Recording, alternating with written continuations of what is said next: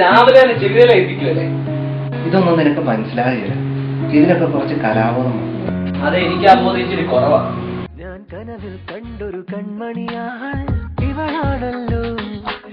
അടേ നിന്റെ രശ്മി.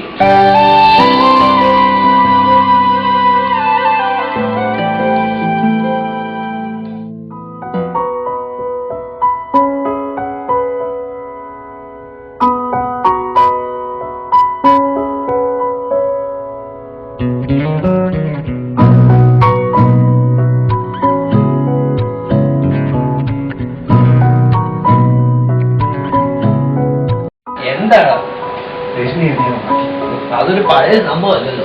ഇന്നൊക്കെ കാണാം. ഞാനും ഇതൊക്കെ കൂടിയല്ലേ അവളൊന്ന് ഫോൺ ചെയ്തപ്പോൾ ലൗഡ് സ്പീക്കർ ഓണാക്കി. ആ സാം ചെന്ന് അവൾമാരോടെല്ലാം പറഞ്ഞു. ഇത്രയുള്ള കാര്യം അല്ല, ആ സാം അവളുമാരുടെ മുമ്പിലെല്ലാം ഷൈൻ ചെയ്യാൻ വേണ്ടി പറഞ്ഞതായിരിക്കും. അവളിപ്പോ അവിടെ തന്നു. 5:30 അവൾക്ക് ഒരു ട്യൂഷൻ. എന്നാ ഇപ്പൊ തന്നെ വിട്ടേക്കാം.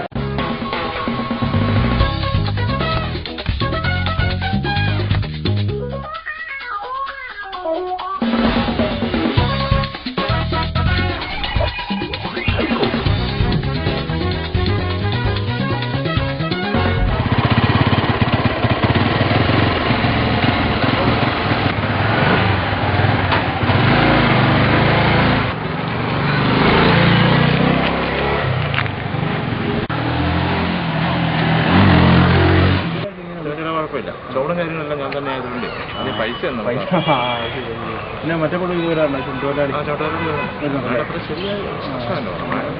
പോയോ പയ്യ പോറാക്ക പോയത് നോക്കി.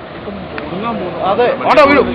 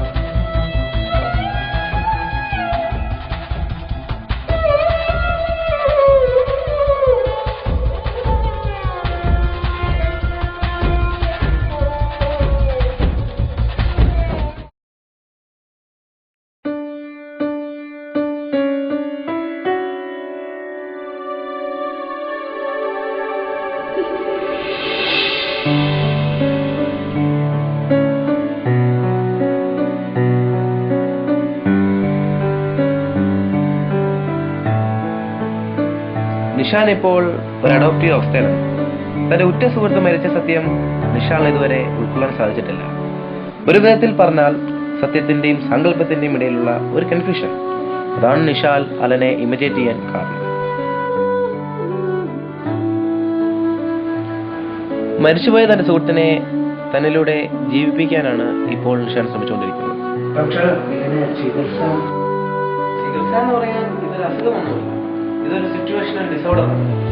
നിഷാലിന് അവരുറ്റ സുഹൃത്തായ അലനെ വളരെ നന്നായിട്ട് അറിയാമായിരുന്നു. ഉള്ളുകൊണ്ട് അവർ നന്നായിട്ട് അടുത്തിരുന്നു. ഇത് നിഷാലിനെ വളരെയധികം നന്നായിട്ട് ബാധിക്കും. രണ്ടുപേരും സ്കൂൾ മുതലേ ഒന്നിച്ചല്ലാതെ ഒരാരും കണ്ടിട്ടില്ല. ഡോക്ടർ, ഇനിയിപ്പം എന്താ ചെയ്യുന്നത്? ഇപ്പൊ എന്താ ചെയ്യാന്ന് ചോദിച്ചാൽ, സുഹൃബന്ധം എന്ന് പറയുന്നത് സാധാരണ ബന്ധങ്ങളെ പോലെ ഡീപ്പാണ്. പക്ഷേ അവിടെ ഇത്രയേ ഉള്ളൂ. നിഷാലിന്റെ ലോകത്തേക്ക് വിടുന്നത് അതൊക്കെ അവൻ യാഥാർത്ഥ്യങ്ങളിലേക്ക് തിരിച്ചു.